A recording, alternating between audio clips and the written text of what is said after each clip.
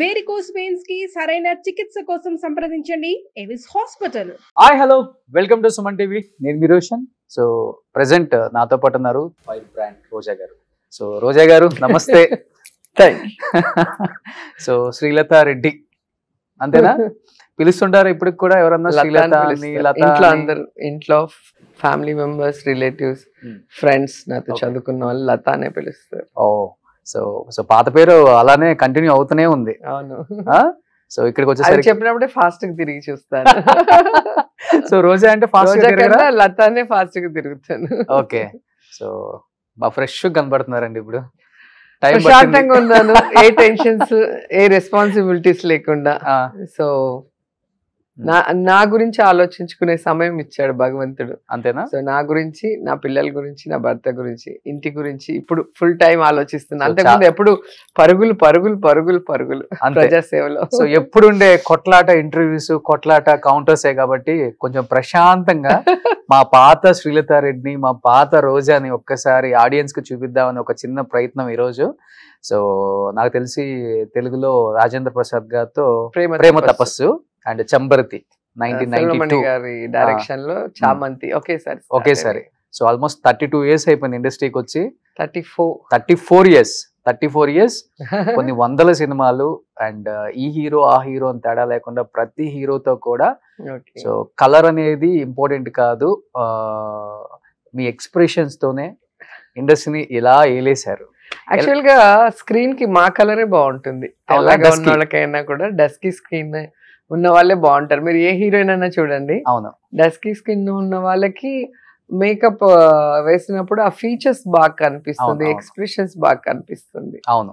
So ఎలా అనిపిస్తుంది 34 years అలా రూల్ చేసుకుంటూ వచ్చారు ఇండస్ట్రీ? అప్పుడే 34 years అయిందా అనిపించింది నాకైతే. చాలా ఫాస్ట్ గా అయిపోయినట్టు అనిపించింది.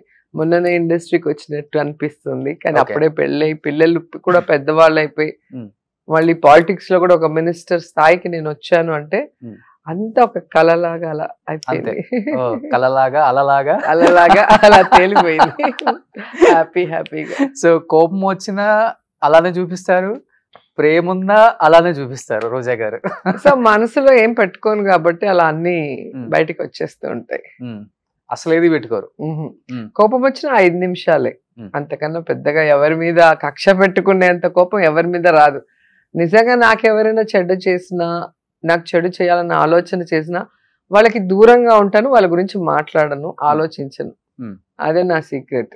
గ్రేట్. అది భగవంతుడు చూసుకుంటాడు. ఎందుకంటే నేను ఎవరికి చెడ్డ చేయను. నాకు తెలిసి నా కాన్షియస్ లో నేను ఎవరికి చెడ్డ చేయను. నా వల్ల అయినంత హెల్ప్ చేస్తాను. భగవంతుడు నమ్ముకున్నాను. సో నాకు ఎవరైనా ఏమన్నా చేయాలంటే ఆయన చూసుకుంటారులే అని చెప్పి నా పని నేను చూసుకుంటాను. ఓకే. సో గూగుల్లో రోజా అని కొట్టగానే పక్కనే ఫైర్ బ్రాండ్ అని వస్తుంది.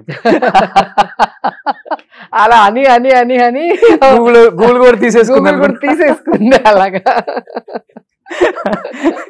దానివల్ల మంచి జరిగింది, దానివల్ల చెడు కూడా జరిగింది. ఇప్పుడు కొంచెం ప్రశాంతంగా ఖాళీగా ఉన్నారు కాబట్టి ఎప్పుడైనా దాని గురించి నిజంగా ఫైర్ బ్రాండ్ అనే ఇమేజ్ లేకపోతే ఒక విమెన్ సక్సెస్ అవటం చాలా కష్టం. అది ఫిల్మ్ ఇండస్ట్రీ అండ్ పొలిటికల్స్ లో రెండు మేల్ డామినేటెడ్ ప్రొఫెషన్స్. సో ఇటు సినిమాలో గానీ అటు పాలిటిక్స్ లో ఈ రెండు ప్రొఫెషన్స్ లో ఒక మహిళ ఎటువంటి సపోర్ట్ లేకుండా, సినిమా ఫీల్డ్ లో ఒక టాప్ మోస్ట్ వాళ్ళ సపోర్ట్ కానీ పాలిటిక్స్ లో టాప్ మోస్ట్ గాడ్ ఫాదర్స్ అంటారు కదా, అలా ఎవరూ లేకుండా నా కష్టార్జితంతో, నా వాయిస్ తో, నా ఫేస్ వాల్యూతో రావాలి అంటే అది ఎంత కష్టం ఒకసారి ఆలోచించుకోండి. అవును.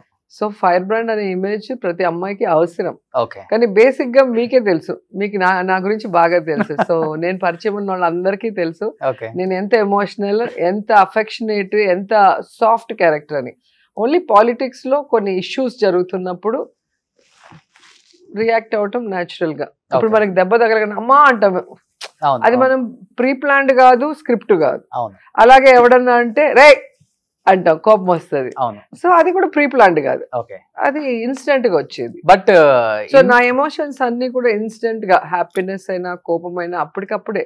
ఓకే. బట్ ఇండస్ట్రీలో రోజా గారు అంటే అందరికి తెలిసిన విషయమే. రమ్య గారికి కానీ, రాధిక గారు కానీ, మీనా గారు, ఖుష్బు గారు, వీళ్ళందరూ అసలుకి ఈ రోజా మా రోజానా అనుకునే స్థాయికి మీరు వచ్చారు అంటే అంటే మాటల పరంగా కావచ్చు, అంటే చాలా రమ్య చాలా సార్లు అడిగింది, ఇండస్ట్రీలో ఎప్పుడు సైలెంట్ గా నవ్వుకుంటూ ఉంటావు, వాళ్ళందరూ యాక్టివ్ గా ఉంటారు, నేను వాళ్ళు వేసే జోకులకి నవ్వుతూ ఉంటాను, పడి నవ్వుతూ ఉంటాను తప్ప ఎప్పుడు పెద్ద ఎక్కువగా మాట్లాడింది ఉండేది కాదు. ఇప్పుడు ఎలా మాట్లాడుతున్నావు అంతమంది ముందర, మైక్ ముందర, మాకైతే కాళ్ళు వణుకుతాయి, నువ్వు ఎలా మాట్లాడుతున్నావు, నాకు ఇప్పటికీ ఆశ్చర్యంగా ఉంటుంది, మా రోజానేనా అని చెప్పి చాలా సార్లు అనింది. ఓకే, అంత పెద్ద చేంజ్ కి ఎవరు ఇన్స్పిరేషన్, ఎవరు రాజకీయాలలో? అంటే నాకు యాక్చువల్ గా నేను పాలిటిక్స్ లోకి వచ్చినప్పుడు జయలలిత గారు అంటే నాకు చాలా ఇష్టం. Okay, so bold lady and fire brand.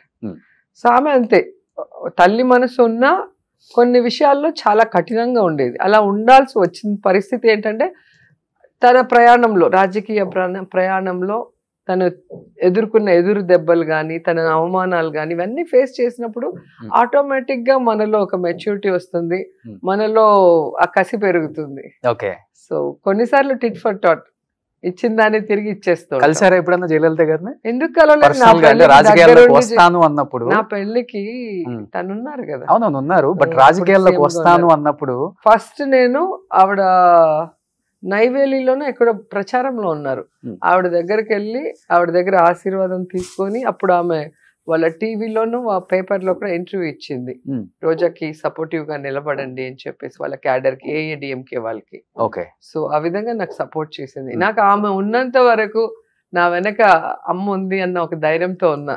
నా జోలికి కూడా ఎవరు తమిళనాడులో వచ్చేవాళ్ళు కాదు. ఓకే, సో ఆమె పోయాక నిజంగానే మన ఇంట్లో మా మదర్ పోయినప్పుడు నేను ఎంత ఫీల్ అయ్యానో, జయలలిత గారు పోయినప్పుడు కూడా అంతే ఫీల్ అయ్యాను. సో అంత మదర్లీగా నన్ను చూసుకోవటమే కాకుండా చాలా ప్రేమగా మాట్లాడేది.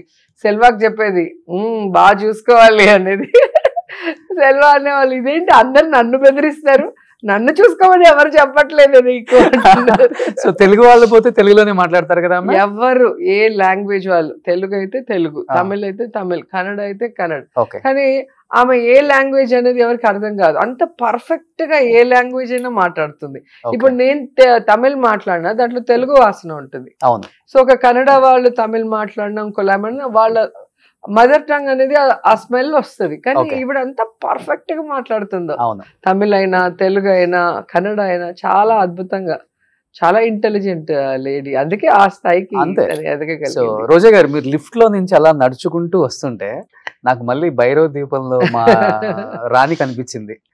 విరిసింది వసంతకాలం అనే ఒక పాట. ఇప్పుడు 2 తీస్తే అలా రెడీ అయిపోయారు ఏంటి, మొత్తం మామూలు చేంజ్ అయిపోయారు, మొత్తం అసలు చాలా స్లిమ్ అయిపోయారు, చాలా మళ్ళీ గ్లామర్ వచ్చేసింది. అంటే ఇప్పుడు టైం దొరికింది నాకు డైట్ చేయటానికి, మెడిటేషన్ చేయటానికి, వాకింగ్ చేయటానికి. అంతకుముందు నడిచే వాళ్ళము, నించొనే ఉంటాం, కానీ పాలిటిక్స్ లో ఒక టైమింగ్ అనేది లేకుండా అయిపోయింది. సడన్ గా 5 గంటలకు లేసి పరిగెత్తాలి, ఫోన్ వస్తే సడన్ గా ఏదో తెలుసు కదా మీకు, సడన్ ఇన్సిడెంట్స్ ఉంటాయి, ఏది టైం కి బోన్ చేయటం ఉండదు. అసలు టైం కి బోన్ చేయకపోతేనే మనకి స్ట్రెస్ తో లావ్ అయిపోతాము, బుగ్గలు వచ్చి అన్ని డబుల్ చిన్ అన్ని వస్తాయి, స్ట్రెస్ వస్తాయి. ఇప్పుడు ఆ స్ట్రెస్ లేదు, ప్రశాంతంగా ఉన్నా. నన్ను ఎవరు ఏ పని అడిగే పరిస్థితి కూడా లేదు. పాపం మేడం గెలవలేదు కదా, ఇప్పుడు అడగకూడదని వాళ్ళు కూడా చాలా డీసెంట్ గా ఉన్నారు. కాబట్టి ఇప్పుడు ఎవరింటికి వచ్చినా ప్రేమగా రండి, కాఫీ తాగండి, లేదా టైంకి వస్తే టిఫిన్ భోజనం చేయమంటాం, 2 కబుర్లు చెప్పటం, నా వల్ల అయినా హెల్ప్ వాళ్ళకి ఏదైనా చేయగలిగితే చేసి పంపించడం.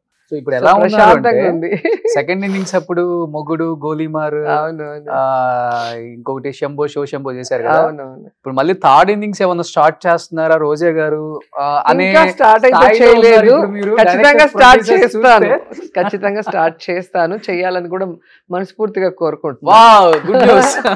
ఎందుకంటే నేను ఈరోజు పొలిటికల్ గా ఇంత ఎదిగాను అంటే అది ఓన్లీ ప్రేక్షకుల అభిమానమే. ఎందుకంటే ఈ రోజుటికి కూడా నా ఫిలిమ్స్ కానివ్వండి, ముఖ్యంగా జబర్దస్త్, బతుకు జట్కా బండి, ఇవన్నీ కూడా జనాలకి ఇంట్లోకి వెళ్ళిపోయాను.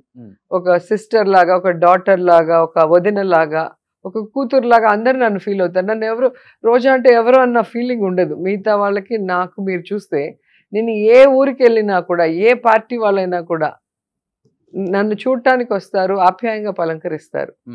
ఓట్ అనేది డిఫరెంట్, ఎలక్షన్ టైం. కానీ మనం ఒక ఊరికి వెళ్ళినా, లేదా ఒక గుడికి వెళ్ళినా, ఫ్లైట్లో వెళ్ళినా, ఒక పెళ్లికి వెళ్ళినా, ఏ పార్టీ వాడైనా, ఏ కులం వాడైనా, లేడీ అయినా, జెంట్ అయినా, పిల్లలైనా వచ్చి ఆప్యాయంగా పలకరించి, బాగున్నావమ్మా, నువ్వు బాగుండాలి, సో ఇది సంపాదించుకోగలిగానంటే యాక్టింగ్ వల్ల. పర్ఫార్మెన్స్ అంటే మనం నవ్వించడం వల్ల, లేదా జబర్దస్త్ ద్వారా, లేదా బతుకు జట్కా బండి ద్వారా కొన్ని ఫ్యామిలీస్ ని మనం కలపడం ద్వారా, సినిమాల్లో కొన్ని క్యారెక్టర్స్ ద్వారా వాళ్ళని మనం ఆకట్టుకోగలిగాం. సో అలాంటి ఒక గొప్ప ప్రొఫెషన్ గా నేను భావిస్తా ఎప్పుడు యాక్టింగ్.